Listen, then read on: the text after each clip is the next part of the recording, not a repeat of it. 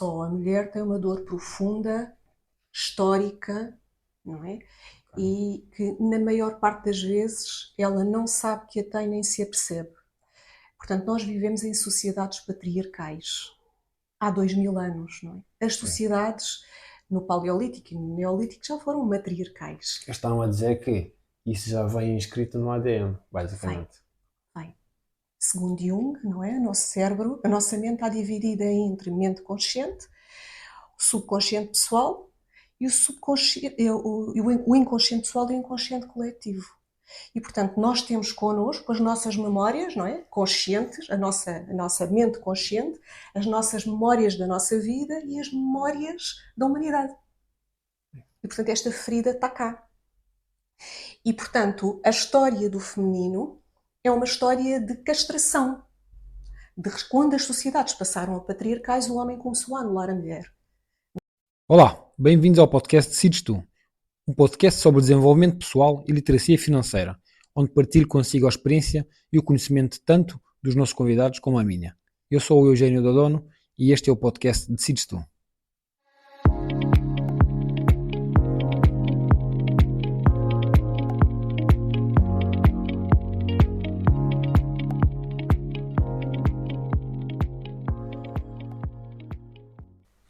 Quem é a Alexandra Martins?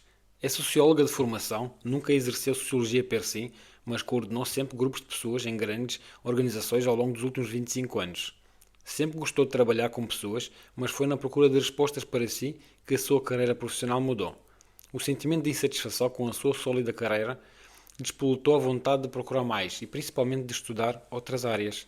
Assim formou-se em terapia transpessoal na Escola Espanhola de Desenvolvimento Pessoal, várias formações de hipnoterapia clínica e regressiva na Transpessoal Internacional, Escola de Sofia Bauer e Hypnobalance, programação neurolinguística e linguagem corporal na Emotional Business School, facilitadora transpessoal de círculos de mulheres na Escola Espanhola de Desenvolvimento Pessoal, e estes cursos começaram a desenhar-se como uma saída profissional, porque a insatisfação com o mundo corporativo aumentava. Neste momento, a Alexandra tem o seu gabinete de psicoterapia e hipnoterapia, continua a estudar as pessoas, mas com principal foco para as questões do feminino. O seu principal projeto é continuar a aprofundar conhecimentos sobre a mulher, as suas dores e a sua história. E hoje vamos falar sobre hipnoterapia e a emancipação feminina. Bom dia, Alexandra. Bom Obrigado dia. por me receber e por aceitar o convite para participar no podcast. E nos últimos anos tem havido um grande aumento no interesse pelo empoderamento feminino e pela busca nas formas de fortalecer as mulheres em todos os aspectos da sua vida. E aqui aparece cada vez mais a hipnoterapia. E a melhor pessoa para falar sobre hipnoterapia é a Alexandra, não serei eu. Por isso, pergunto-lhe o que é a hipnoterapia e como a hipnoterapia pode ser uma ferramenta eficaz para promover a emancipação da mulher. E pela sua experiência, qual é o papel da psicoterapia no processo da emancipação feminina? Bom dia, Eugênio. Obrigada pelo convite. E relativamente à questão que me colocou, a hipnoterapia é uma técnica terapêutica da psicoterapia e, portanto, o propósito das pessoas que consultam e que procuram psicoterapia é o de desenvolvimento pessoal, empoderamento, eu diria mais empoderamento até do que emancipação. Porque eu vejo a emancipação como um processo mais externo, não é? Mais de conquista de lugar na sociedade, de conquista com toda a luta que houve no feminino, de emancipação foi mais no sentido de procurar condições que não tinham, condições profissionais, direito ao voto e, portanto, eu vejo a emancipação mais como um processo externo. O empoderamento é mais um processo interno e é mais por aí que as pessoas procuram a psicoterapia. A hipnoterapia é uma técnica terapêutica utilizada pelos psicoterapeutas, por alguns psicólogos ou até por alguns psiquiatras. E o que é a hipnoterapia? A hipnoterapia é uma técnica que visa trabalhar acedendo ao subconsciente. E, portanto, o que o hipnoterapeuta faz é promover um transe hipnótico, e o transe hipnótico não tem nada de fantástico, portanto aquilo que se vê na televisão de hipnose é diferente de hipnoterapia. O que acontece, aquilo é hipnose de palco, e as pessoas às vezes vêm com essa ideia que a hipnoterapia é parecido com a hipnose de palco, e umas vêm com curiosidade, outras com medo, porque acham que perdem a consciência, que perdem o controle, e nada disso acontece, nem na hipnose de palco, nem na hipnoterapia. Na hipnose de palco, as pessoas predispõem-se àquele trabalho, são pessoas altamente sugestionáveis e é feito ali um transe profundo. Na hipnoterapia não é necessário. O hipnoterapeuta o que faz é promover um relaxamento, que é nada mais, nada menos que um estado natural, um estado alterado de consciência natural, um estado de pré-sono ou pós-sono, aquele estado que nós temos várias vezes durante o dia e nem nos apercebemos, quando parece que a nossa cabeça viaja, não estamos cá e de repente, quando nos apercebemos, estávamos ausentes. Isso é um estado semelhante a um estado transhipnótico. Isso é promovido através de um relaxamento, uma espécie de meditação conduzida, em que o hipnoterapeuta ajuda a pessoa a relaxar, primeiro criando uma relação de confiança e depois promovendo um relaxamento, e quando se apercebe, através de alguns movimentos corporais, a deglutição, movimentos oculares, e percebe que a pessoa está naquele estado de relaxamento necessário, que é um transe leve ou médio, começa a fazer o trabalho da terapia em si. Como a pessoa está, o cérebro naquele estado promove ou produz ondas alfa, e a pessoa tem o consciente, a mente consciente está menos ativa, e portanto o hipnoterapeuta consegue fazer um trabalho de sugestão, de condicionamento emocional ou até de recolha de memórias que não são tão reprimidas naquele estado. Não há tanto controle da mente consciente. Consegue-se aceder ali a algumas memórias traumáticas ou fazer mero condicionamento emocional para aquelas pessoas que querem perder peso, deixar de fumar, têm compulsões alimentares, têm vícios. Portanto, tudo isso pode ser feito através da sugestão. Quando são traumas ou problemas emocionais, vamos ao bloqueio, à memória, e depois ressignifica-se essa memória e tenta-se que a pessoa ultrapasse algumas questões e que melhore, obviamente, idealmente Ok. melhor. Ok. E em relação ao transe, por exemplo, o transe é uma prática já praticada já há muitos anos. De onde é que, por exemplo, de onde é que ela vem? Onde é que ela é praticada? O transe, Já que falou em transe, aproveita só para. O transe vem de onde? Já era praticado por tribos, como vemos nos filmes, na televisão, é isso? sim, as tribos utilizavam. Qual é o objetivo do transe? O transe é irmos ao fundo da nossa mente, não é? É uma forma de irmos ao fundo da nossa mente. As tribos utilizavam-no utilizando substâncias, não é? Acho que psicotrópicas, não? Sim, que ainda hoje se utiliza, ainda hoje Ok. existem sessões de ayahuasca ou cogumelos mágicos. É uma forma de se atingir estados alterados de consciência, ou algumas meditações, como meditação holotrópica, meditação holoscópica, que são meditações que utilizam a respiração, a hiperventilação. Há sítios próprios e terapeutas próprios que o fazem e utilizam a hiperventilação durante muito tempo, e com essa hiperventilação começa-se a entrar num estado alterado de consciência e conseguimos aceder a memórias. O objetivo é sempre o objetivo de ir ao fundo da nossa mente e à procura do material que está lá, e que nos pode ajudar, obviamente, a libertar questões várias. Eu fiz já a respiração holoscópica 2 vezes, num dos cursos que tirei, uma das práticas que nós fazíamos era a respiração holoscópica, é interessante, é um facto. Ayahuasca, cogumelos mágicos, nunca fiz. Confesso que tenho alguma curiosidade, mas nunca fiz. No caso do transe promovido pela hipnoterapia, isto iniciou na psiquiatria, não é? Há muitos anos atrás. Portanto, com Freud e outros anteriores a ele, que começaram a utilizar como técnica terapêutica e conseguiam aceder a alguma matéria do paciente de uma forma mais fácil e até a desbloqueá-la também de uma forma mais fácil. Ok, mas quando acedem às memórias das pessoas, né? Acedem à memória passada, hum, qual é a probabilidade de sucesso de eliminar essa memória? Ou de eliminar ou de fazer com que a pessoa esqueça ou melhor? O Porque é um trauma, né? É um trauma. A gente Sim. no computador, no Photoshop, vamos à imagem e apagamos. E vocês têm também esse poder ou também depende da pessoa em si, né? o objetivo não é apagar memórias, como é óbvio, não é? É ressignificá-las, dar-lhes um outro significado. Neste momento, as técnicas mais recentes de hipnoterapia, os estudos mais recentes de hipnoterapia, começam a conduzir o tratamento ou o trabalho do hipnoterapeuta sem aceder à memória traumática, na medida em que, às vezes, quando acedemos à memória traumática, estamos a aceder a uma dor profunda e pode haver catarse ou ali uma reação violenta do cliente. E, portanto, já se consegue fazer o trabalho sem se aceder à memória traumática. Acontece que, mesmo quando se acede à memória traumática, o objetivo não é apagar a memória. O objetivo é que aquela memória deixe de ser um trauma, que ela deixe de ter aquela carga energética toda. E deixando de ser um trauma, ela deixa de ser bloqueadora. Porque eu tenho... infelizmente há muitos casos de violência doméstica, não é? E como eu tenho falado com várias pessoas e também em podcast... o que é que eu observo? É que as mulheres que sofreram de violência doméstica, há anos atrás, não é? Depois separaram-se das pessoas, conseguiram vencer esta batalha e passar, mas continuam a trazer essas crenças, essas memórias, essas traumas todas na vida atual. Ou seja, entra a hipnoterapia, consegue aceder às memórias. Como é que a hipnoterapia vai ajudar esta mulher? Atua nestas... Como é que vai ajudar as vítimas de violência doméstica, por exemplo?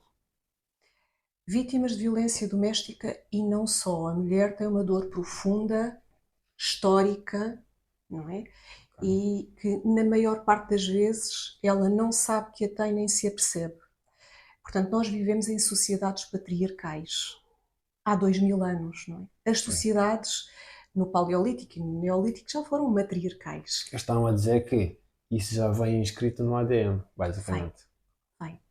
Segundo Jung, não é? O nosso cérebro, a nossa mente está dividida entre mente consciente, o subconsciente pessoal e o inconsciente pessoal e o inconsciente coletivo.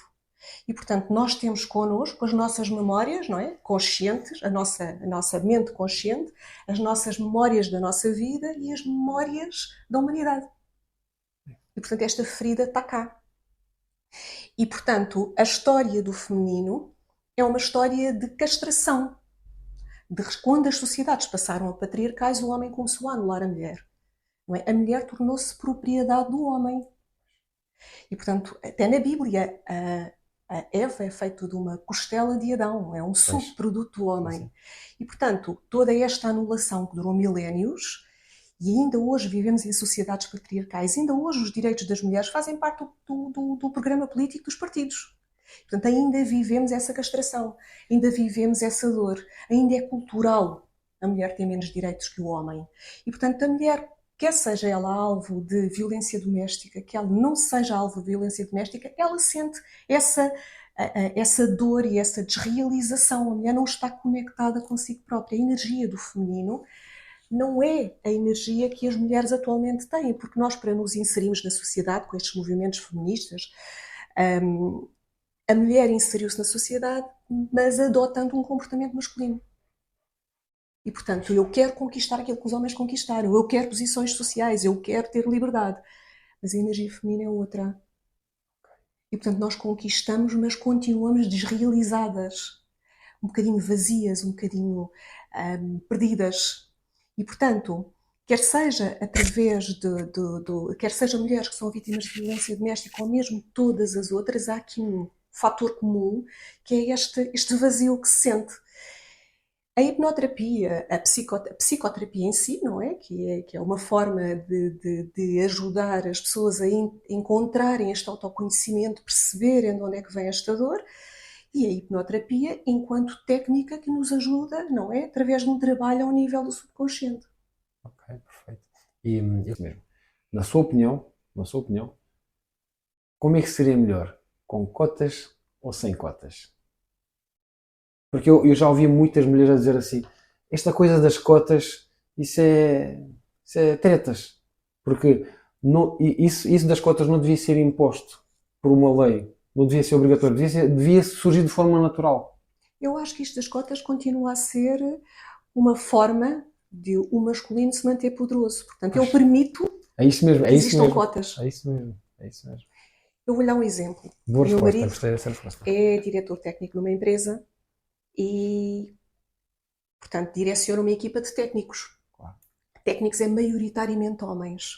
É uma empresa que é americana e que está nessa luta do termos que dar direitos às mulheres. E ele teve uma mulher que concorreu àquela posição. E toda a gente lhe disse, tu tens que a contratar. E esta contratação só porque sim, só porque é mulher, não é conquista nenhuma. Pois não. Não é? Nós queremos posições por mérito, Obviamente. E competências. por competências. Não porque somos mulheres e porque há um Isso. conjunto de homens que depois acabam por ficar bem na fotografia porque contrataram uma mulher para uma posição de técnico. E vamos lá publicar isto para ver como somos emancipados e até evoluídos. Não é este o movimento que se pretende. O movimento de ajuda do feminino é um movimento mais interno. A mulher tem que perceber, em primeiro lugar, porque a maior parte das mulheres não sabe, não se apercebe. Eu sei que eu tive 25 anos em ambientes corporativos e eu própria não tinha essa consciência. Primeiro a mulher tem que se aperceber que existe esta lacuna, não é? Reconectar-se consigo própria e depois sim conquistar aquilo que lhe faz sentido, aquilo que a faz feliz, o seu lugar na sociedade, que não tem obrigatoriamente que ser um lugar e uma posição social. Pode ser ou não. Sem dúvida, sem dúvida. Por acaso gostei desta resposta. Quais são os benefícios específicos da hipnoterapia para as mulheres em termos de empoderamento e autoconfiança? Acho que a mulher precisa de se encontrar consigo, de perceber o seu feminino, de se conhecer verdadeiramente. E tanto a psicoterapia como a hipnoterapia podem ajudá-la nessa ida interna, nesse encontro consigo própria. Porque, de facto, não é? Mas, desculpa interromper, mas esta ajuda tanto é para a mulher como para o homem, não é? Tanto para a mulher como para o homem, para todos nós, não é? Não é exclusivo das mulheres.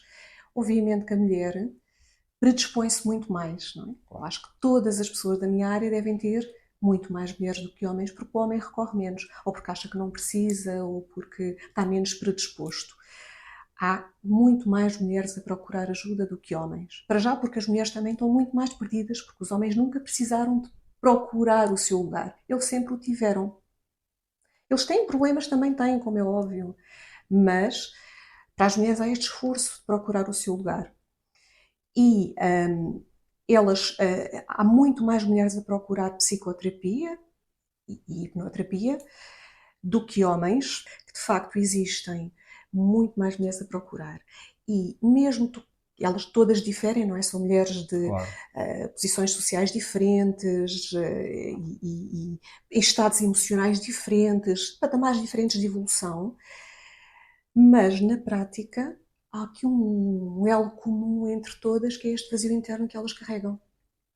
E um sentimento de culpa enorme, não é? Que têm nas suas vidas, não é? É exigido da mulher que seja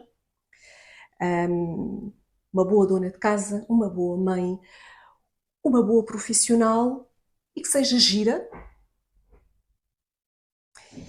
e que se cuide, porque a sociedade exige todo um conjunto há um conjunto de exigências à mulher muito grande e que provoca, obviamente, uma sobrecarga enorme, não é? E a determinada altura, não é? Na tentativa de corresponder a tudo isto, há aqui por baixo e latente um vazio enorme, não é? E uma infelicidade que se vai sentindo. Eu sentia comigo, não é? Esta minha saída profissional começou com a minha procura pessoal por uma felicidade que eu não tinha. E o meu pico de tristeza foi quando eu atingi o meu pico profissional. Portanto, quando eu atingi um topo de carreira, seja ele o que for, portanto, quando eu tive o meu melhor vencimento, com as minhas melhores condições profissionais e numa empresa excelente, eu senti literalmente vazia de mim. Então eu comecei a procurar ajuda para mim. Claro. E comecei a perceber que havia qualquer coisa de muito errado comigo. Eu entrava às 9 da manhã na empresa, onde eu tinha sido convidada por um headhunting, e portanto tinha sido reconhecida e Eu nem tinha concorrido e, portanto, eu fui para aquela posição porque me chamaram e eu entrava às 9, às 9h30 estava numa casa de banho a pensar como é que eu faço aqui até às 6 da tarde, como é que eu aguento isto. E, portanto, foi este sentimento interno que me levou a procurar ajuda. Terapeutas, psicoterapeutas, cursos. Comecei-me a alimentar dessa forma e agora, aqui no dia-a-dia, nas clientes que aqui entram, eu sinto esse mesmo vazio. Esse processo fui eu comecei também assim. Passei por vários, eu fui profissional de casino, que é aquele senhor que dá cartas, né? Que engana todo mundo, que engana as pessoas todas. Tive que mudar de profissão, gostava muito da profissão, sem dúvida, né? Porque nasceu meu filho e tive que mudar, porque não conjugava à noite, 100% de noite, trabalho de noite, Pois. com família, não conjugava. Mudei o meu trabalho para a Auto Europa, né? Gosto muito da empresa, mas não me sinto satisfeito, não me sinto concretizado. Trabalhar com máquinas, não, eu preciso trabalhar com pessoas, preciso estar conectado com pessoas, porque a minha fonte de conhecimento a minha riqueza está aí, é estar a beber da fonte das pessoas, de conhecimento das pessoas, estar interligado com as pessoas, eu preciso buscar energias aí. E assim começou também o meu caminho, cursos, pedidos de ajuda, e agora estou neste processo, porque eu também quero fazer o que a Alexandra fez, que é encontrar o meu caminho e largar tudo e dizer, aqui estou bem. Por isso eu também estou nesse processo. E quando começa com necessidades internas, ele transforma-se num caminho muito mais genuíno, não é? Porque É nós, verdade. quando estamos a ouvir as pessoas, e acontece-me aqui diariamente, que eu já senti esta dor. Eu estou a ouvir as pessoas e eu percebo, eu já senti esta dor. E como tenho muitas mulheres, eu percebo e eu sinto que, de facto, temos todas esta lacuna, não é? Esta falta de conexão connosco próprias, não é? Este cansaço que estas exigências todas nos trazem e sentirmos-nos, por vezes, verdadeiramente perdidas e nada realizadas, não é? Porque, por exemplo, na minha experiência pessoal, quando estamos à procura de melhores condições de vida, não é? Primeiro pensamos no dinheiro. Tentamos encontrar um trabalho que nos ofereça um melhor rendimento ou melhores condições. Quando alcançamos este objetivo, já estamos bem, estamos mais confortáveis em termos financeiros, começa a procura de estabilidade emocional, mais tempo com a família, e quando não a encontramos, temos que procurar por outras vias. E acho que para mim a melhor via é esta mesmo, é a via do conhecimento. Porque acho que é estas vias do conhecimento que vão me possibilitar encontrar o meu caminho. Exato, sim. Acho que pelo menos eu cheguei à conclusão que esta é a única forma para mim. E é uma excelente forma. Também foi a forma que eu encontrei. Em Portugal, porque às vezes temos que conjugar a nossa situação também ao país onde vivemos. Porque já temos 40 anos quase. Porque o mercado de trabalho já não nos quer com 40 anos. Porque o mindset do empresário português ou das empresas, da população, não é o mais certo, não é o mais adequado, porque já sabe como é que é, não é? Infelizmente é assim. Então não sei. Se formos para uma Alemanha, se calhar o mindset já muda, já não pensam tanto na idade, pensam nas competências, nas soft skills, do que nas hard skills, como em Portugal, não é? Já muda completamente o panorama.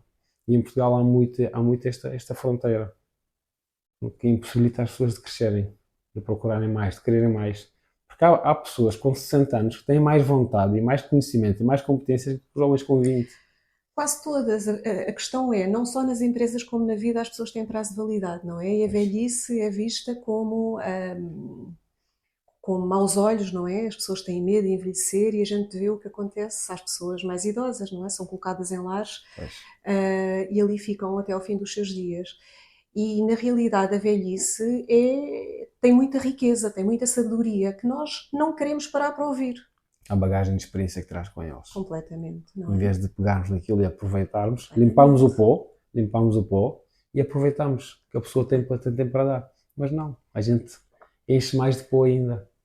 Já não reconhecemos o velho como o ancião, não é? Antes era visto como o ancião e o ancião era cheio de sabedoria, era a fonte da sabedoria e era aquele patamar que se atingia que neste momento não é respeitado nem visto dessa forma. O É velho isso é um mesmo. velho colocado no lar. Pois, É um peso. temos aqui no mundo financeiro, temos o Warren Buffett, não sei se conhece, tem 90 anos, todos os dias há 30 anos ou 40 anos, vai buscar o pequeno almoço ao McDonald's, bebe uma Coca-Cola, faz o seu trabalho, faz os seus investimentos de bilhões de euros, continua a ser o CEO da empresa e está tudo bem. E tem 90 anos.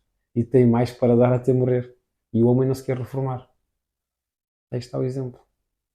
Existem estudos que dizem que que o cérebro está sempre a criar novas células e que Pois. nós temos uma ideia de que com a velhice ficamos mais limitados, mas não é assim. Já há estudos que indicam o contrário. Pois, olha, que venham esses estudos. com provas. Quais são os principais obstáculos que as mulheres enfrentam ao procurar ajuda ou terapia e como superá-los? O Os que é que meios... impede a mulher de procurar ajuda? Como? O que é que impede a mulher de procurar ajuda? Muitas vezes são as condições financeiras, não é? Ajuda custa. Claro, claro, sem dúvida. E, portanto, começa logo por aí, são as condições financeiras. E depois é o reconhecer. O maior obstáculo são elas próprias mesmo, porque as mulheres também estão incutidas neste espírito patriarcal. E, portanto, elas não têm consciência que há muita coisa que está errado, não é? E que é limitador para elas. E ainda veem a felicidade através do outro, não através delas próprias. E, portanto, muitas vezes procuram ajuda porque não têm o parceiro certo, ou porque estão sozinhas, ou porque precisam de ajuda a nível das relações ou mesmo a nível profissional. E este movimento de as trazer para dentro e perceberem primeiro que não encontram nada cá fora que não tenham cá dentro. Ninguém encontra nada cá fora que não tenha cá dentro. A felicidade tem que ser encontrada primeiro em mim, para depois eu a conseguir encontrar no outro e a conseguir atrair essa energia de felicidade primeiro tem que encontrar em mim. E o primeiro obstáculo é logo esse. Eu tive e tenho clientes que vêm aqui com esse propósito. Eu não consigo encontrar uma relação. E tive uma cliente que uma vez me ligou a dizer, logo no início do processo dela, e portanto, eu estava naquela fase de levar para dentro dela, se conhecer, gostar dela própria, procurar a sua autoestima, o seu olhar para si com outros olhos. E ela telefonou-me uns dias depois das primeiras consultas a dizer: eu já encontrei o meu parceiro, eu já encontrei o namorado, eu já não preciso de psicoterapia. E, portanto, às vezes o obstáculo são mesmo elas próprias. Há terapeutas do feminino que a determinada altura desistem de frustrante que é. Porque reconhecer isto, reconhecer que às vezes a minha felicidade, às vezes não sempre, a minha felicidade começa comigo, com o meu bem-estar interno, com o meu empoderamento, com a minha capacidade de me ver como mulher, com poder e esse poder não tem que ser financeiro, não tem que ser hierárquico, claro. É um poder interno meu. Ele leva tempo e às vezes passa por períodos de solidão e às vezes passa por períodos de estar sozinha comigo. E isto é assustador para a maior parte das mulheres. Muito mesmo. Acha que muitas das mulheres também não vêm cá ou não pedem ajuda por vergonha? Também. Sentirem vergonha delas próprias, também. De nunca terem procurado ajuda, de nunca terem denunciado algo que lhes aconteceu, nunca terem força, nunca terem tido aquela coragem. Eu acho que é mais uma vergonha, por vezes, das histórias que carregam, que são socialmente condenáveis. E quando eu vou fazer um processo terapêutico, seja qual for, num psicólogo, num psiquiatra, num psicoterapeuta, eu vou expor a minha história. E às vezes é uma história que me envergonha. Porque há uma dicotomia, não é? No feminino. É exigido da mulher que ou seja uma boa mãe, uma boa esposa, uma boa profissional, casta, ou é prostituta, ou a vulgar, ou a puta mesmo. E, portanto, há mesmo essa dicotomia. Isto está na Bíblia, não é? A Maria Pois. e a Maria Madalena. Claro. Portanto, são duas energias distintas. Acontece que a mulher completa é isso tudo. Tem essa energia toda e, portanto, é mais selvagem, mais conectada com a natureza, mais empoderada, mais... Não é dual. E as mulheres que a determinada altura do percurso delas entraram por um caminho mais condenável, mais socialmente condenável, carregam a vergonha, carregam a culpa. E por isso muitas vezes não procuram ajuda, porque não se querem expor. Porque a sociedade mete logo de parte. Porque é condenável, não é? E Todos nós dizemos aquelas mulheres mais abertas, mais sexualmente desinibidas, não é? São vistas como esposas. Não é? Os homens querem uma mulher com outro tipo de carga, não é? Com outro tipo de passado para esposa. Não significa que não procurem as outras, mas não é para esposa. E, portanto, existe essa dualidade, não é? Uma mulher completa traz isso tudo. É sexualmente livre, é inibida e desinibida, é Maria e é Maria Madalena. Pois. E, portanto, é tudo em si, não é? Nunca houve dois homens. Para o homem é aceito que seja pai de família ou mulherengo, é normal, faz parte do masculino, Isso não é? É verdade. Para a mulher, não. Uma é condenável, a outra é obrigatório que o seja. E, portanto, só isto faz com que exista uma ferida enorme, não é? E esse vazio. E, portanto, acho que esse é o maior impeditivo da procura por ajuda e também a maior vergonha que a mulher carrega. Pois, às vezes sinto-me culpado, porque também às vezes tenho esse tipo de pensamentos retrógrados ou menos certos. Enfim, espero aprender até o breve. Mais, deixa eu ver. Existem técnicas específicas de hipnoterapia ou psicoterapia que recomendaria para mulheres que desejam fortalecer a sua autoestima e encontrar a sua voz? Se existem algumas técnicas ou estratégias que as mulheres possam implementar no seu cotidiano que as ajude, pelo menos, a encontrar a sua voz, ou a encontrar o caminho. Pelo menos para a iniciação, pelo menos. Qualquer técnica é válida. Qualquer técnica que nos leva ao autoconhecimento é válida. Seja psicoterapia, seja hipnoterapia, seja psicologia, seja psiquiatria. Se bem que a psicologia e ainda mais a psiquiatria estão muito focadas no diagnóstico. Portanto, diagnosticam. Ou tens uma depressão, ou tens ansiedade, ou tens bipolaridade, ou tens... E no caso da psiquiatria medica, a maior parte das vezes o ideal seria que ouvissem as pessoas, mas nem ouvem, medicam.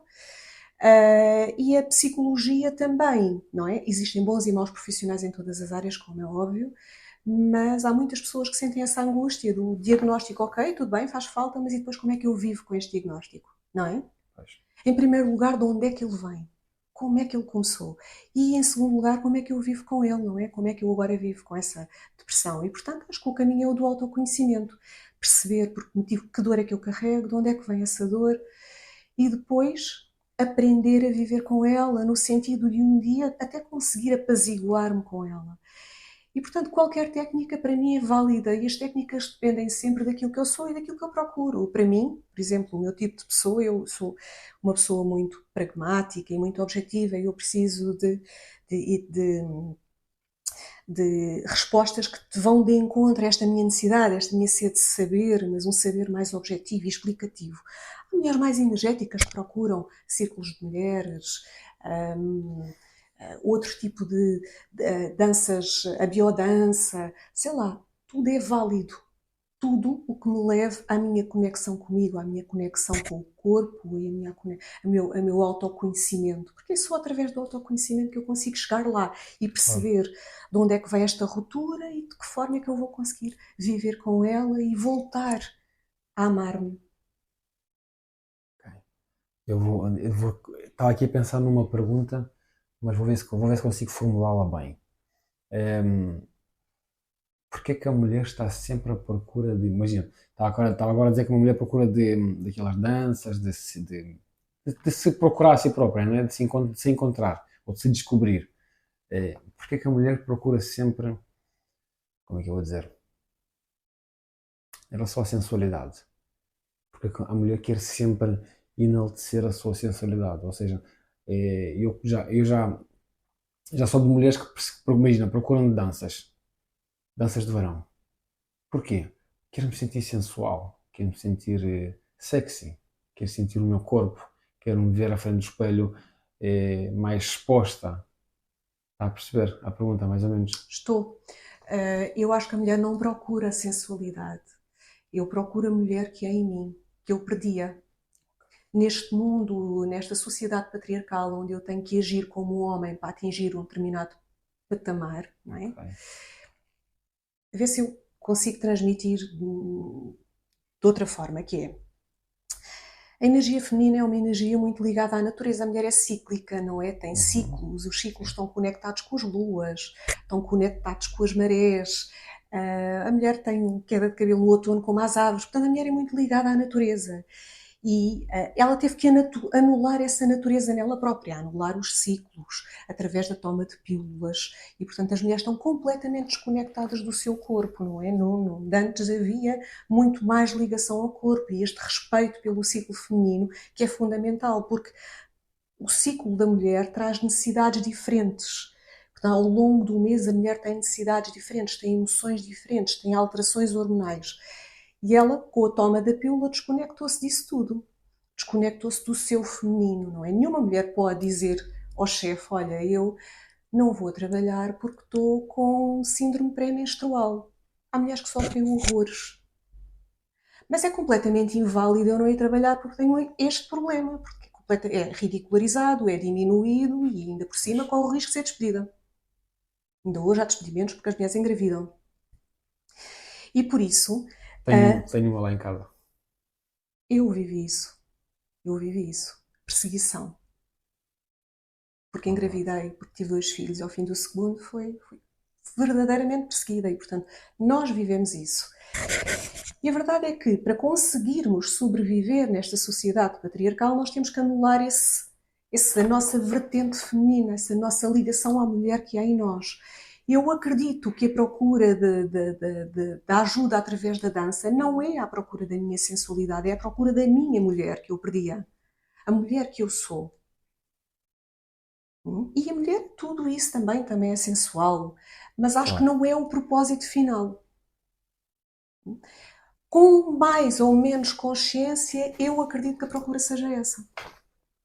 Como podemos utilizar a hipnoterapia e a psicoterapia para promover relacionamentos saudáveis e igualitários?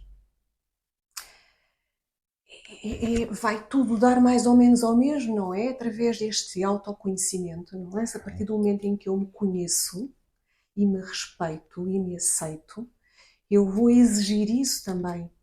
Vou transmitir isso. E, portanto, eu vou construir relações saudáveis. Se eu me diminuo, se eu vivo de culpas, se eu vivo de vergonhas, portanto, aquilo que eu vou atrair é quem me faça sentir mais culpada, mais envergonhada, não é? E, portanto, o autoconhecimento que a psicoterapia, que a hipnoterapia promovem, ajuda a que eu, sendo mais conhecedora de mim, respeitando-me mais, me afirme de uma forma diferente e eu vou colher relações saudáveis com os outros. Porque eu tenho uma relação saudável comigo.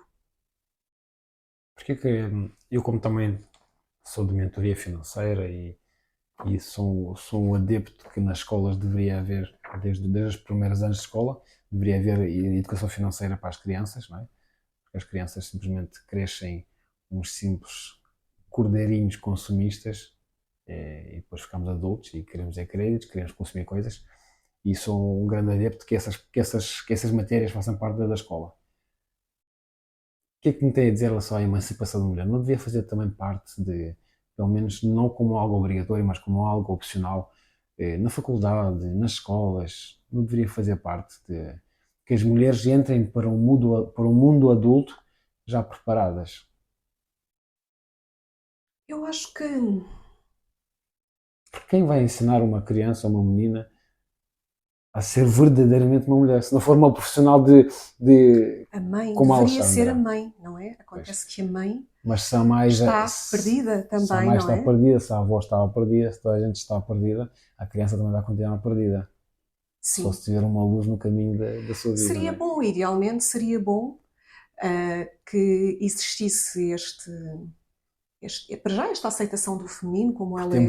Temos tantos movimentos feministas, mas eu acho que ainda não, pelo menos eu acho, se há, ainda bem que há e que haja mais.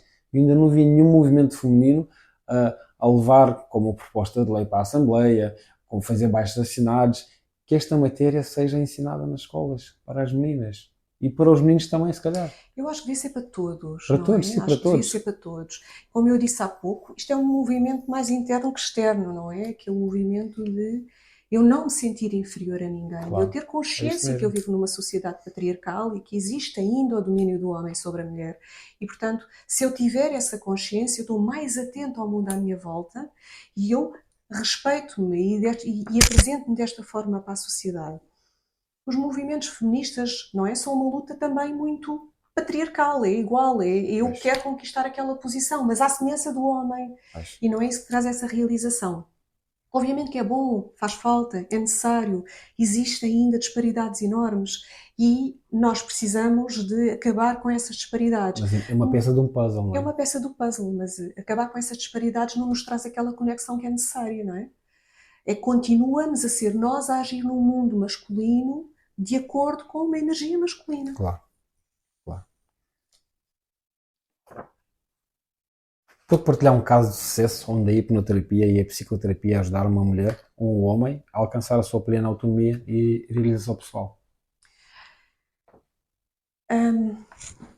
Há muitos, mas falando, por exemplo, de um caso que é muito exemplificativo de tudo o que tivemos aqui a falar, uma cliente que tenho, já na casa dos 70 e poucos, não é?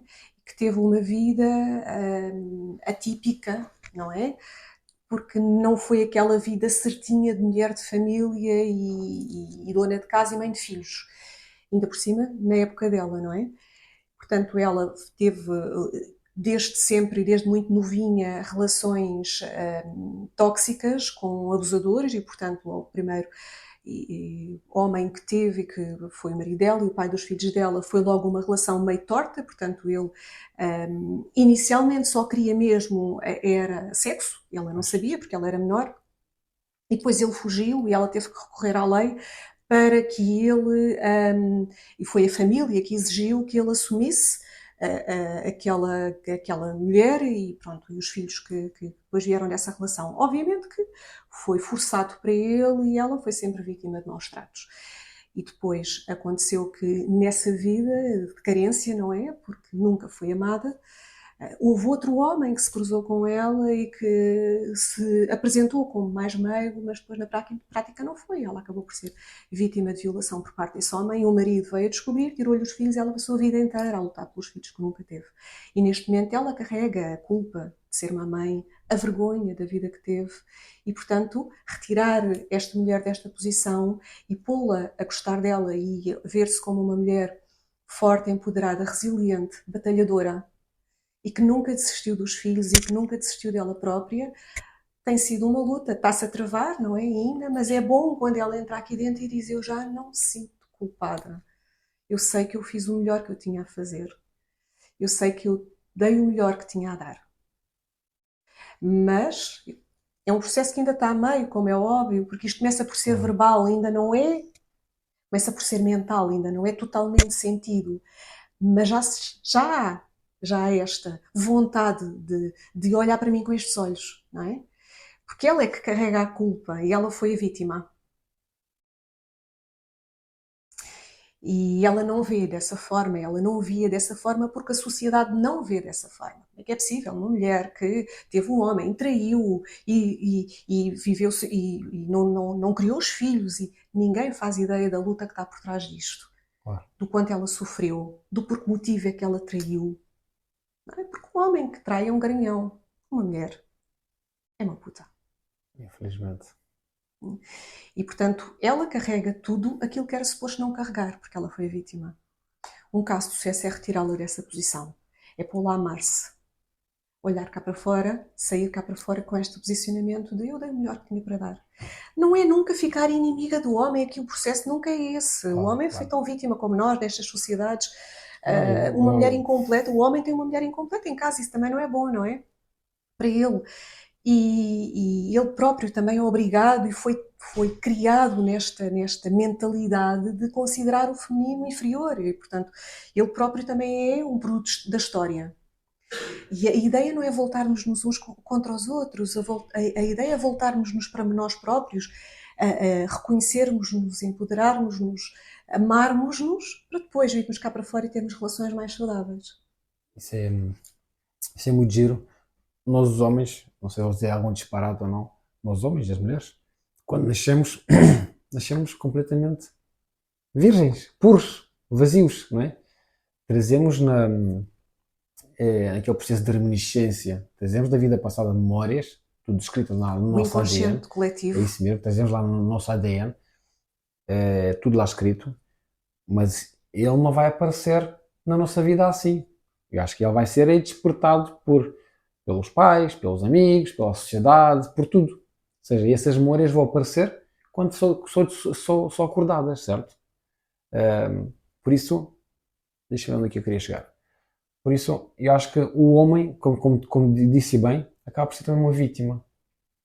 Porque se ele nascesse e se ele tivesse dois pais que, que pensam da mesma forma que a Alexandra, se calhar este homem nunca vai ser mais um homem banal como há por aí. Faço-me entender? Ou seja, nós quando nascemos trazemos tudo incutido em nós, tudo escrito em nós, tudo no nosso ADN, mas essas memórias todas que trazemos das vidas passadas são acordadas pela sociedade, pelos rótulos, pelos estereótipos, Pela cultura, por pela tudo. cultura, por tudo. Sim. Por isso, o que é há para fazer aqui?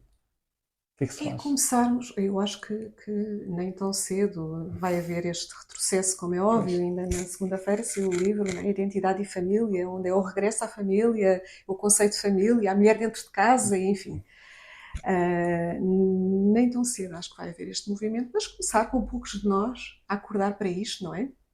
Todas as crianças lograriam por ter um pai completo e uma mãe completa, não é? E que se respeitassem mutuamente. Mas não existe, não é? Mas se começar a existir pontualmente, pequenas pinceladas aqui e ali, acho que tínhamos uma sociedade melhor e quem sabe um dia consigamos voltar a ser igualitários. Claro, eu no segundo filho troquei de licença com a minha esposa. Fiquei em casa. E é o que eu digo há muitos homens, já houve mais pessoas que me perguntaram: pai, como é que foi? Como é que se faz com a segurança social, a parte burocrática? Eu disse: é possível fazer isso. Há dias que a mulher tem que ficar em casa há mais tempo por causa da recuperação natural da recuperação física, mas nós podemos fazer isso, ficar em casa 4, 5 meses com a criança, no lugar da mãe. Experimentem, para verem o quanto custa, o quanto dói, porque é sacrificando, porque é massacrando também, porque estamos ali, não sabemos como estar com um bebê que não fala, só sabe chorar, é estressante. Experimentem. E eu fiz isso e admito que porque eu também o fiz porque sabia e a minha mulher tinha dito que não ia aguentar psicologicamente. E tivemos que fazê-lo para ela não ter nenhuma depressão ou alguma coisa pior, não é? É isso que se chama uma parceria, não é? Pois, é verdade. E eu orgulho de mim próprio também. E orgulho-me. Claro. Orgulho-me como pai porque consegui. Continua a ser difícil Como trabalhar pai, com porque criança. conseguiu, como marido, porque teve essa consciência e porque, Claro, de facto, mais do que um marido, foi um parceiro. claro. Eu como marido, também tenho as minhas falhas. Não sou nenhum perfeito, sem dúvida. Também tenho os meus rótulos, também tenho. Ainda bem, não é? Pronto, ainda bem. Mas posso-me orgulhar que sou um homem que reconhece que eu tenho que cumprir com a minha parte. Tanto eu sou obrigado a limpar a casa como ela é. Tanto eu sou obrigado a cuidar das crianças como ela é. Tanto eu sou obrigado a engomar ou a cozinhar como ela é. Por isso não tento o máximo possível que não seja tu tens que fazer aquilo, eu tenho que fazer aquilo. Claro que às vezes há áreas da nossa vida que a gente dá mais a uma pessoa ou mais a outra de acordo com as competências, né? Olha, estás melhor nisto, ficas com isto, estás melhor. Mas isso decidimos os dois juntos. Exato. Isso chama-se liberdade, não é? Exato. Olha, eu decido fazer isso porque eu estou melhor aqui. E tu fazes aquilo porque estás melhor ali. De acordo. Certo? Exato. Sim. Isso. Não, isso é de louvar e de ressalvar que é de facto é ser parceiro, não é? É o que Claro. os casamentos deviam ser, é o que as vidas a dois deviam ser, uma parceria, não é? De interajuda, de compreensão, mas na maior parte das vezes não são. Infelizmente. Não E é? muitas vezes por falta de autoconhecimento, por falta de autoconsciência, não é? Porque eu me coloco naquela posição que a É verdade. sociedade me colocou, eu enquanto mulher e eu enquanto homem. aí está, não sei porque os homens não experimentam. Porque é empoderador. Sei, crescemos tanto como pessoa, a nossa relação com a família, com os filhos é mais fortalecida, é melhor. Há tantos benefícios a retirar daqui. Eu conheço homens que, se ficarem uma semana sem a mulher, estão perdidos. Eu não preciso. Se eu ficar uma semana sozinho como um homem, eu sei engomar, sei cozinhar, sei limpar, sei cuidar dos filhos, sei fazer tudo. Tanto eu como a minha mulher. A minha mulher sabe bater um prego, sabe buscar uma ficha, uma lâmpada, sabe fazer o que o homem sabe fazer e eu sei fazer o que uma mulher sabe fazer. São os dois autossuficientes, não É é? isso mesmo. E eu ensinei-lhe aquilo que tinha que ensinar. Olha, anda cá ver, fazer isso para aprenderes. Se eu estiver ausente, para tu saberes fazer. Exatamente. E ele ensinou-me o que tinha a ensinar. E assim, aí está a parceria, não É é? uma parceria. Uma parceria, parabéns. Obrigado. Por isso, ainda tenho muito trabalho pela frente. Isso admito. Isso admito que não. Temos todos. Temos todos. Temos todos. Eu estou aqui a falar em nome das mulheres, mas eu tive 25 anos em empresas masculinas, empresas de segurança, empresas de comunicações, empresas de transportes, a coordenar pessoas e, portanto, eu tenho esta componente ainda muito patriarcal também e competitiva. Às vezes dou por mim a competir. E tenho que me travar, espera aí, não é esta a energia que eu quero ter, não é este o posicionamento que eu quero adotar, não é, é deste mundo que eu quero sair, não é? De facto estamos todos aqui num processo de evolução e de aprendizagem, como é óbvio, eu espero que Claro, sim. claro. Isso é bom, mas pronto. Eu aconselho muito aos homens que experimentem porque vão retirar muitos benefícios a longo prazo. Os juros compostos que vêm daí acho que são muito bons e valem a pena, não é? Eu também acho. Como podemos integrar os princípios da inteligência emocional no processo da emancipação feminina através da terapia? Eu sei que a emancipação feminina, a inteligência emocional, a hipnoterapia, o coaching, o desenvolvimento pessoal, têm tudo, estão todos interligados. Têm tudo muito a ver. Tudo a ver com o processo de autoconhecimento, não é? Inteligência emocional é eu conhecer as minhas emoções e eu saber geri-las, não é? Tornando-me uma pessoa mais empática e permitindo-me vulnerabilizar-me se necessário for. E, portanto, isto só se consegue com, com autoconhecimento, conhecendo-me. Eu, no meu primeiro curso, quando comecei a entrar na angústia corporativa e comecei a tirar curso, o primeiro curso obrigava um retiro que era uma semana, um retiro de uma semana para a aplicação de técnicas terapêuticas e estarmos ali a praticar uns com os outros e com as psicólogas e as tutoras do curso. E houve lá, e logo de Qual foi o início, nome do curso? a terapia transpessoal, na Escola de Desenvolvimento Transpessoal, e uma escola muito boa que eu recomendo Porque eu francamente. já ouvi colegas de inteligência emocional que já fizeram um curso semelhante. Sim, é Ficaram. muito interessante. E eu lembro-me que eu vinha, não é, daquele mundo rígido das empresas. Qual vulnerabilizar-me, qual chorar em público, qual que é dura, não é? Ainda por cima, mãe de 2 filhos, divorciada e, portanto, a ter essa carga toda em cima de mim. E não havia tempo nem disponibilidade para me vulnerabilizar. Havia esta angústia que me levou a procurar o curso e o desenvolvimento pessoal, mas ao mesmo tempo naquela rigidez do mundo masculino onde eu estava inserida. E nesse retiro, logo nos primeiros dias, as pessoas começaram, não é? Assim que se expunham, iam por aí abaixo, eram pessoas que carregavam muitas dores e que vinham, à semelhança de mim, procuravam uma saída para as suas emoções mais dolorosas. E então comecei a ver um a chorar, 2 a chorar, 3 a chorar, vai numa catarse, vai a não sei o quê, a certa altura eu estava fora de mim, já não. Para além de eu ter exigido logo à escola, tipo, não me ponham em camaradas, porque eu não quero partilhar quarto com ninguém, porque isolei-me logo. E, portanto, eu paguei mais para estar num quarto sozinha. E depois eram 5 dias e noites, porque aquilo era, de facto, ali, num isolamento, a ver aquelas emoções todas a virem de cima. Pá, e no terceiro dia, eu estava já fora de mim, tipo, eu já não aguento. Eu comecei a criar empatia com o colega e eu disse-lhe, eu já não aguento ver este sofrimento todo, eu não aguento mais. E ele dizia, calma, aguenta, já vamos no terceiro dia, isto vai passar e tal. E a determinada altura não aguentei, fui ter com uma das tutoras e disse, pá, desculpa, quero ir embora.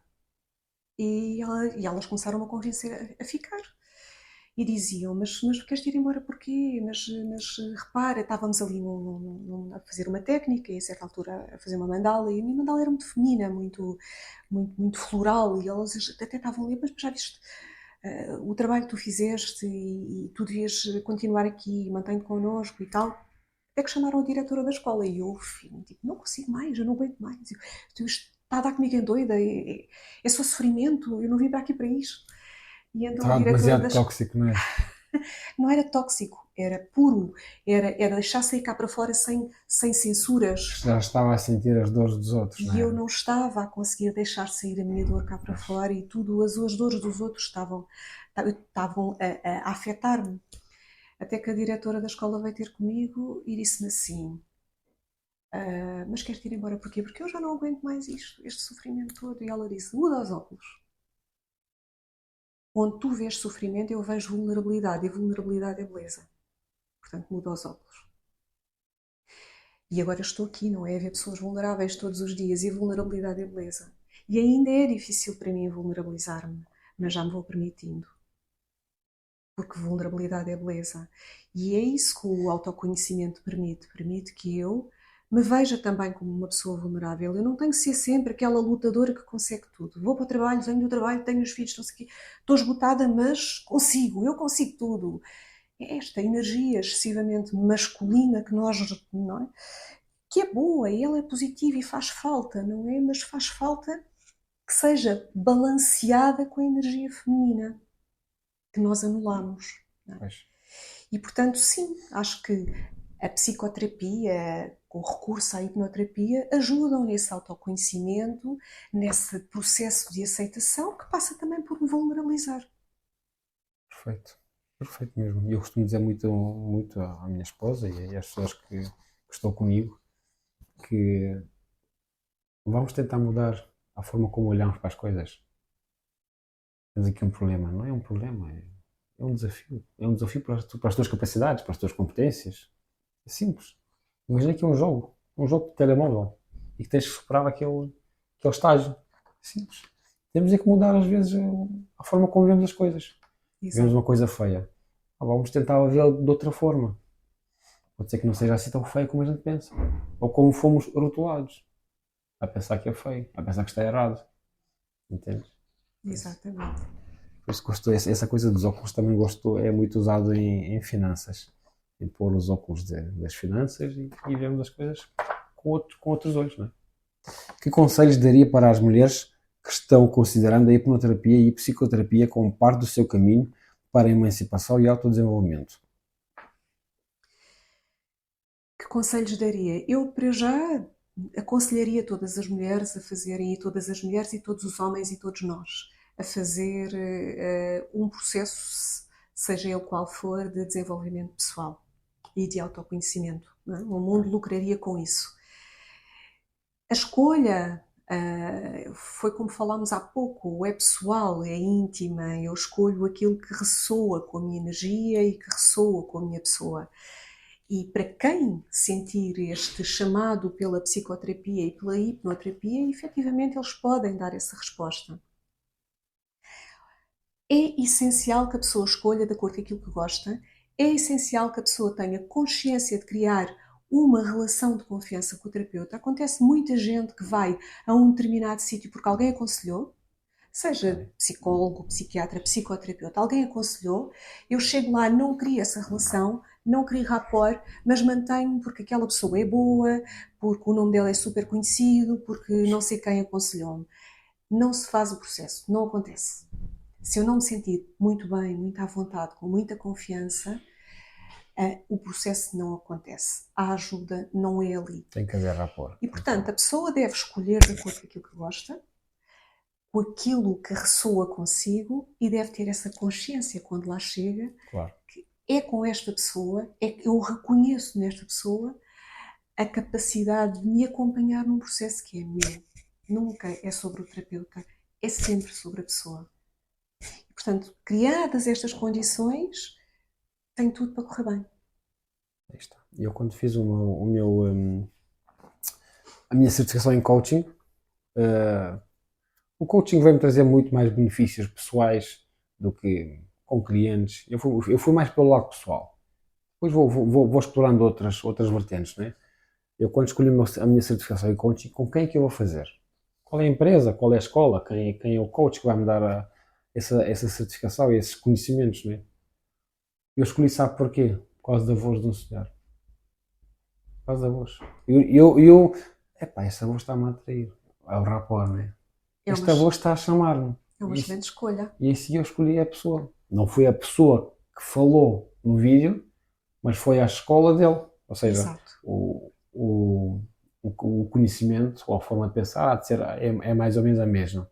Tem sempre as mesmas diretrizes. Mas foi assim que eu escolhi. Significa que abriu-se outros canais de comunicação que não só e a outras formas de sentir que não só o mental, não é? Tipo, vou àquele porque aquilo é que é bom e que é reconhecido. Não, foi aquilo que eu senti. É isso mesmo. Não fui ver currículos, não fui ver nada, não fui ver feedbacks, quem é que deu feedback, se é negativo, se é positivo, não.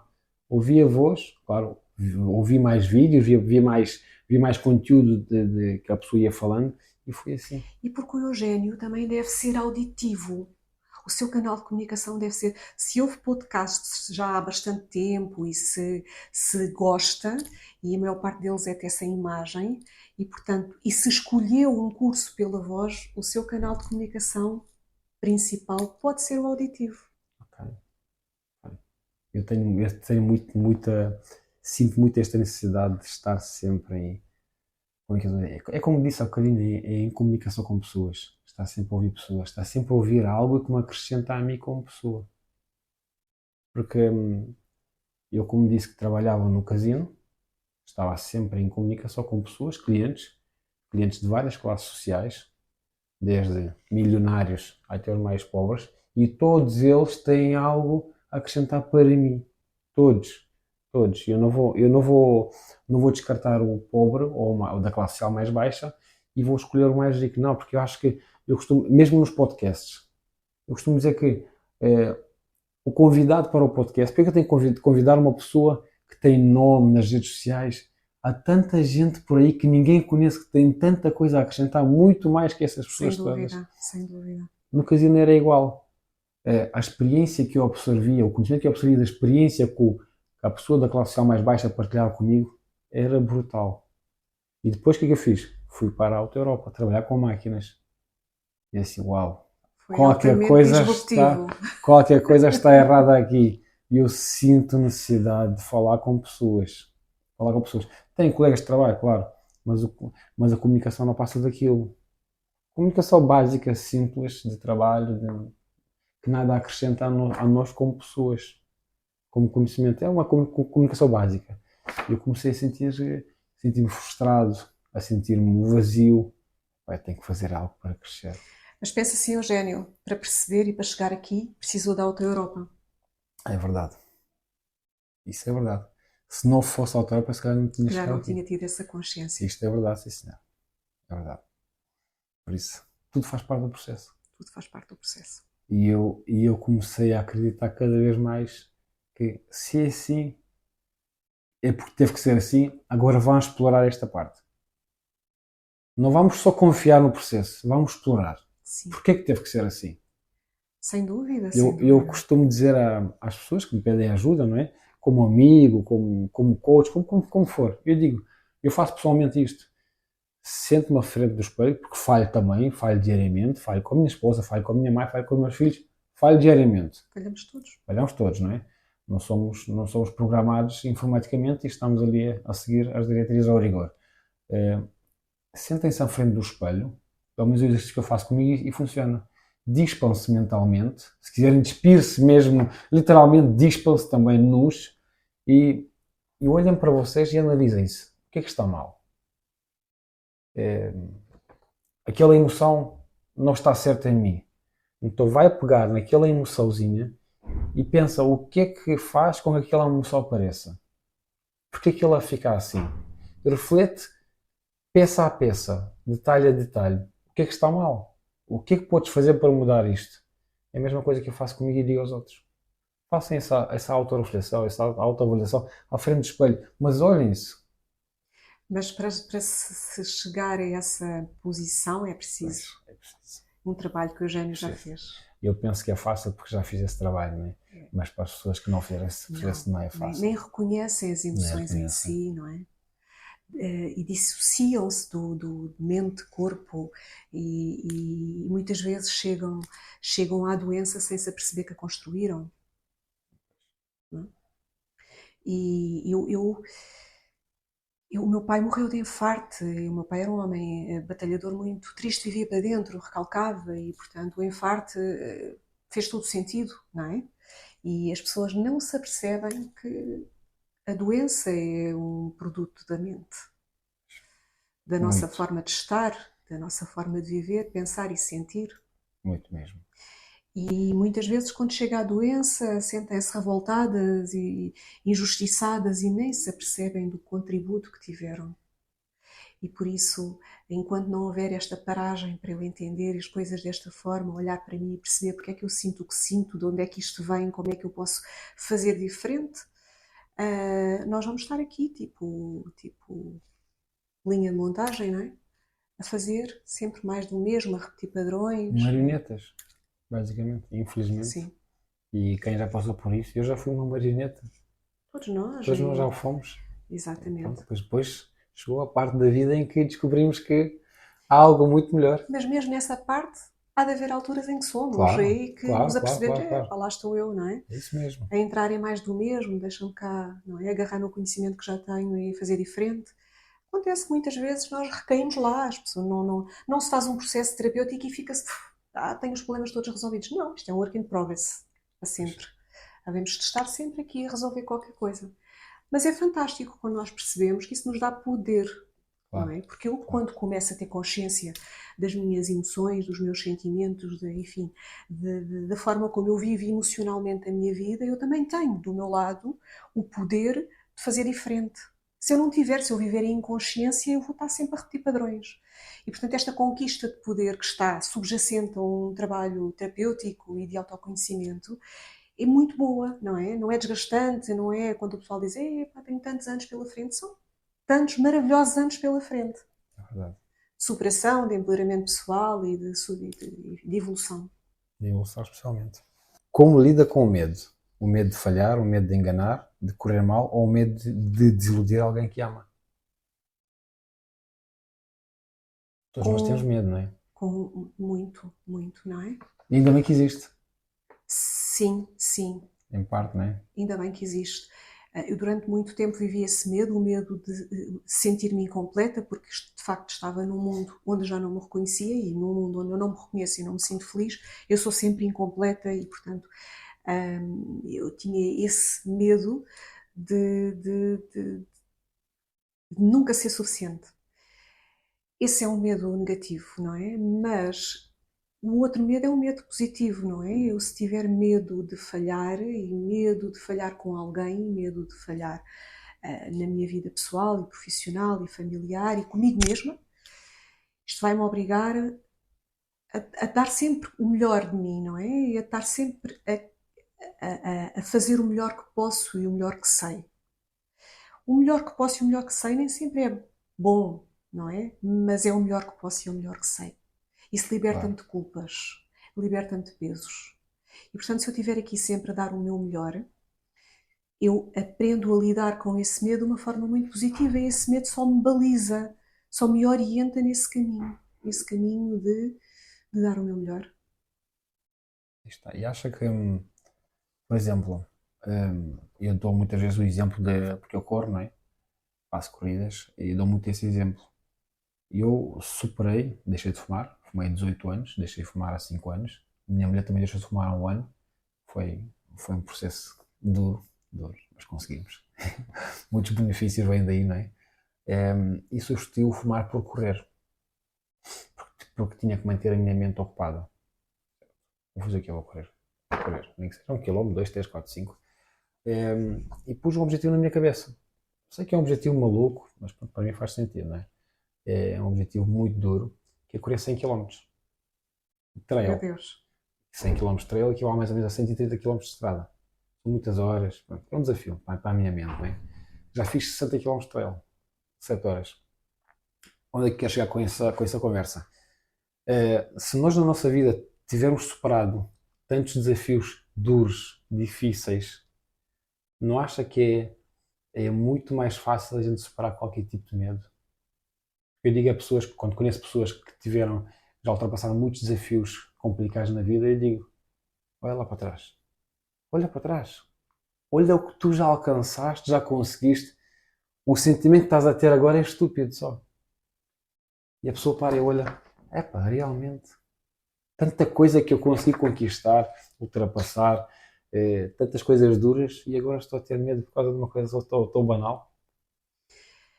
É Agora, aí, quem levar uma vida procrastinadora, acomodada, acho que é muito mais difícil superar os medos do que para quem já leva uma vida mais aventureira, não é? sim, mas é aí que entra novamente os óculos. Ok. Porque se eu tiver uns óculos que me levem a olhar para a minha vida pelo problema e não pela superação. Eu tive uma vida com muitos problemas, tive muitas dificuldades, ai foi tão difícil, ai prejudicaram tanto, ai na empresa fizeram uma vida negra, a minha relação é péssima. E portanto, eu em vez de olhar para, ok, mas eu fui superando tudo, eu estou cá, eu sou resiliente, eu consegui mudar de emprego, ou eu mantenho na empresa, mas estou firme e mais conhecedora de mim, e eu consegui superar esta relação, e portanto, o trabalho, muitas vezes aqui em psicoterapia é esse, é o trabalho de mudar os óculos, ok? Mas olhar para nós de outra forma, em vez de olharmos para o problema, olharmos para o número de vezes que o superamos, para a pessoa que nós somos, com outros atributos, não é? Não da vítima, mas da resiliente, da lutadora, da batalhadora. Aí sim, nós conseguimos olhar para a vida sem medo. Se eu me focar no problema, mesmo que eu tenha superado tudo, mas estou focada no problema, eu vivo a vida com medo, Ok. porque eu tive muitos problemas. E, portanto, efetivamente passa sempre por mudarmos os óculos. E eu vou buscar muito na minha vida, por exemplo, nas conquistas financeiras que fiz, nas poupanças, nos investimentos e nas corridas, vou buscar muito, fiz disso uma âncora boa, uma âncora positiva. Ou seja, quando eu tenho um desafio pela frente, vou buscar lá atrás. Então, mas eu já corri 7 horas por serras e montanhas, já superei tantos desafios financeiros e isso para mim é canja. É aí que se vê o treino que o Eugénio já tem. Pois. Esse treino mental já tem, não é? Mas a maior parte das pessoas não tem. E isso para mim, por exemplo, para mim pessoalmente, às vezes é difícil. E como a Alexandra já diz agora, já me disseram antes: mas tu já fizeste muito trabalho antes, os outros não fizeram. E às vezes faz-me o clique, pois é, tens razão. Às vezes as pessoas entram E às aqui vezes exijo dos outros e não tenho esse cuidado, tipo, de perceber que não têm esse trabalho que feito, não não tenho é? esse trabalho feito. As pessoas chegam aqui e contam-me histórias dolorosas. Enfim, eu já me confrontei com histórias muito dolorosas e o meu percurso não é assim tão longo na psicoterapia e eu já tive aqui uma escrava sexual, uma mulher que esteve retida numa casa 5 anos, portanto, queimada com cigarros enfim, pessoas com histórias de vida muito tristes. Mas, de facto, eu quando ouço essas histórias eu penso, uau, ela está aqui, ela superou isto. Mas a pessoa não se vê dessa forma. A pessoa vê-se como alguém que sofreu muito. E é efetivamente alguém que sofreu muito, mas que precisa de ser ensinada também a perceber que por trás dessa pessoa que sofreu muito está alguém muito resiliente, muito forte, com muitas condições e muitas capacidades de seguir em frente, sem medo, porque se superou, tem todas as ferramentas para continuar a superar. E essa passagem que o Eugénio já fez, que a maior parte das pessoas ainda não fez. E às vezes tenho que fazer esse clique para pensar que todos têm que fazer o seu processo. Eu Exato. já fiz o meu, não, já fiz pelo menos essa parte inicial, não é? O que é para si o poder de decisão? Se bem usado esse poder, que benefícios pode-nos trazer? Já que estamos no podcast de Decides Tu, o que é o poder de decisão para si? O que é o poder de decisão para mim? O poder de decisão para mim é nós estamos sempre a utilizar o poder de decisão, a verdade é essa, não é? Claro. Só que Desde que acordamos. desde que acordamos. Só que com consciência esse poder de decisão enriquece-me, não é? Sem consciência ele enfraquece-me. Porque nem sempre ele é utilizado para aquilo que é melhor para mim, porque às vezes aquilo que eu penso que é o melhor para mim não é, pode efetivamente não ser. Há escolhas que nem sempre são as melhores, não é? Agora, se eu tiver a capacidade de perceber e aprender com as minhas escolhas e fazer das minhas escolhas um processo de enriquecimento, por mais falhadas que elas eventualmente possam ter sido, para mim o poder de decisão é, à semelhança de tudo o que falámos, um processo de enriquecimento, de empoderamento e de evolução. Isso mesmo. E é bom que a gente falhe pelo caminho, não é? É bom que a gente falhe pelo caminho, porque é na falha que nós crescemos. Por incrível que pareça, é na falha que nós crescemos. Porque é a falha que nos tira da zona de conforto. Se estiver tudo bem, tudo certinho, tudo direitinho, a gente mantém-se ali. E às vezes é a falha que nos retira da zona de conforto. Não é? Eu costumo dizer que se fomos enganados uma vez, a culpa é de quem nos enganou, a responsabilidade. Se fomos enganados 2 vezes, a culpa é nossa. Eu costumo contar aos meus clientes, muitas vezes, para os posicionar, que é a história da minha vida em 5 versículos. Eu conto-lhes isto e tento que eles me digam qual é o versículo em que se encontram. E é desta forma que normalmente eu lhes coloco, que é, eu ia passar numa rua caí num buraco. Versículo 1. Versículo 2, eu ia passar na mesma rua e caí no mesmo buraco. Versículo 3, eu ia passar na mesma rua e caí no mesmo buraco, mas eu sei que a responsabilidade é minha. Versículo 4, eu ia passar na mesma rua e desviei-me do buraco. Versículo 5, mudei de rua. Qual é? A maior parte das pessoas andam ali no 2. Eu caio no mesmo buraco. Porque não tenho consciência, porque ando em piloto automático. Que não há culpas, atenção, é porque de facto a vida às vezes não nos permite. Ela é tão acelerada, temos tantas coisas para fazer, temos tanta responsabilidade em cima e não temos poder económico. E, portanto, eu ando aqui em piloto automático e com pouca consciência daquilo que é a minha responsabilidade para os problemas que eu tenho. E às vezes, não é? Basta parar para pensar e pensar assim, eu posso desviar-me do buraco. E, em última instância, também posso mudar de rua. E um grande problema que hoje em dia... Eu estava a fazer ontem os trabalhos de casa com o meu filho. Primeiro ano. O exercício... exercícios estúpidos, completamente estúpidos, mas pronto. O exercício era... Tinha uma ilustração de 3 caixas de lápis. Cada caixa tinha o número 10, ou seja, 10 lápis. E a seguir tinha mais um lápis desenhado. E dizia para a criança, ilustra, desenha o que está aqui, de forma igual. Segue o exemplo. Depois era 30 mais 1, 31. Ou seja, 10, 10, 10 mais 1, certo? Depois era continuar para o 32, para o 33, para o 34. Ou seja, a criança continuar a fazer 3 caixas de 10 mais 2 lápis. 3 caixas de 10 mais 3 lápis. Quando chegamos ao 40, ao número 40, o meu filho perguntou-me, pai, vou fazer 3 caixas de 10 e desenhar 10 lápis. E filho, pela lógica, pelo rotulamento do Ministério da Educação, de quem fez o livro, é isso que tens que fazer. 3 caixas de 10 para seguir o exemplo. E desenhar 10 lápis para dar aos 40. Mas, pela minha lógica, basta desenhar 4 caixas de 10. É simples. É a forma alternativa de chegar ao mesmo resultado. Aí está. A minha esposa não concordou comigo. Eu disse-lhe, nós temos de sair fora da caixa. Então, mas a professora, mas o resultado está certo. Qual é o problema? Qual é o problema se o resultado dá o mesmo? Ele seguiu outro caminho, mas chegou ao mesmo local.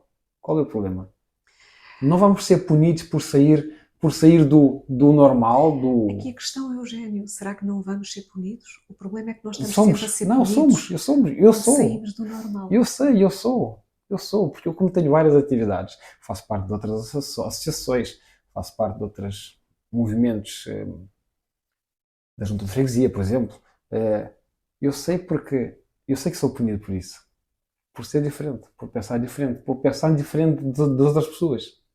Mas eu não vou continuar, não vou deixar de ser eu, porque os outros E não gostam de ver transmitir assim. isso ao seu filho vai ajudá-lo também a ser mais criativo, mais autodidata também, com mais capacidade de se afirmar. Claro. E não seguir rebanhos, não é? Porque Os miúdos seguem muitos rebanhos, não é?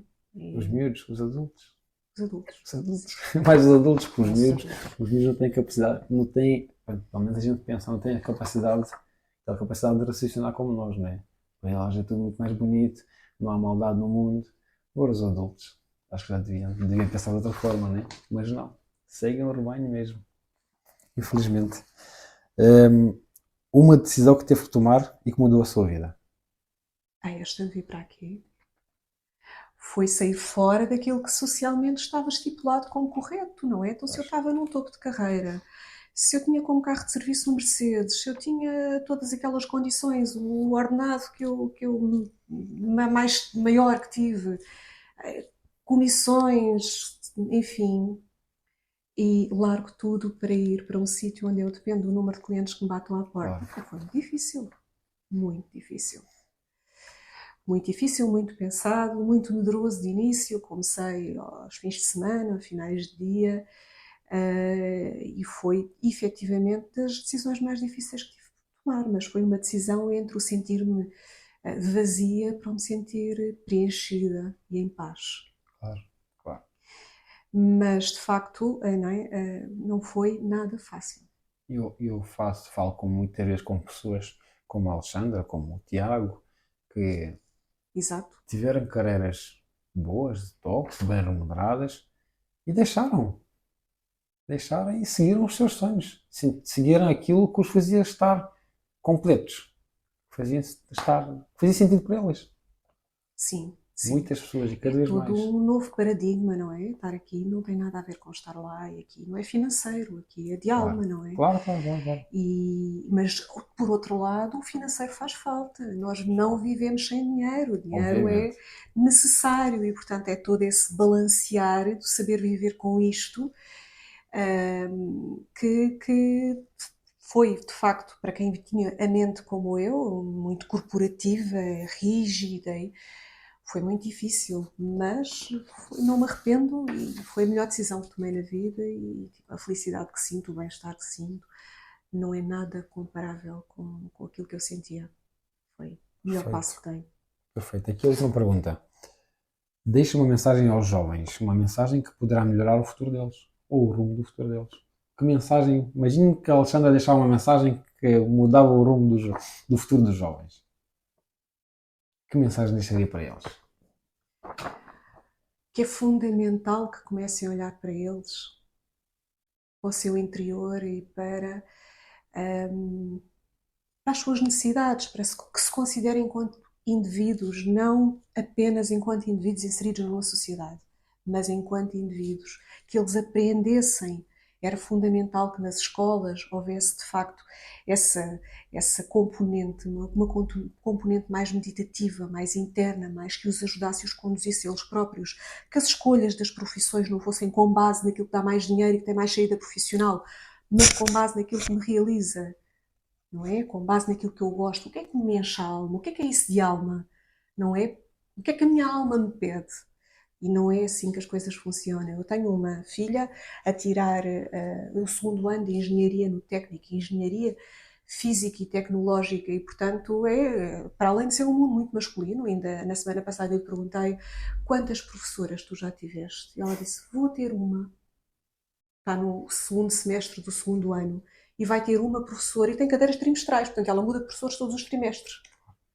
E portanto, repare, não é? Ela está num mundo verdadeiramente masculino e é um mundo em que eu sinto que tenho que a acompanhar porque é desafiante para ela, que é uma mulher. Mas a escolha dela não foi uma escolha de alma, foi a escolha de deixa-me cá ver dentro daquilo que eu gosto, que são números e matemáticas e físicas, o que é que, não é? Dentro das ciências, o que é que tem mais saída profissional. E isso é logo um mau princípio. Pois. E portanto, eu, se pudesse transmitir-lhes alguma mensagem, se eu pudesse ter aqui algum contributo para a evolução dos jovens, seria isto: aprendermos todos a olhar para dentro. O que a minha alma me pede, não o que a sociedade me pede. Perfeito. Ouviram jovens. Pronto, Alexandre, obrigado. Obrigada, Certeza que vai acrescentar muita coisa para mim e para quem ouvir, ou para quem quiser ouvir.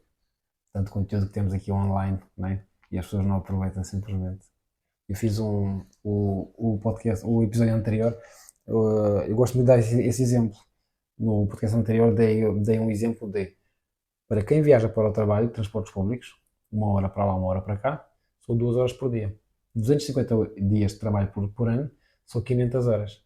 O que é que as pessoas fazem durante 500 horas? Zapping no telemóvel, feed de notícias do Facebook, TikTok. E se a gente aproveitar essas 500 horas para ler um livro, ou para ouvir um podcast, ou para ouvir a Alexandra, por exemplo, já Sem viu? dúvida, sem Já dúvida. viu, já viu num ano que a pessoa saía com uma formação de 500 horas? Enorme, não é? Infelizmente, enorme. Por isso, Acho que sim, é um excelente conselho. é verdade. Por isso, olha que aproveitem. Obrigado, Alexandra. Obrigada eu pelo convite, foi um prazer.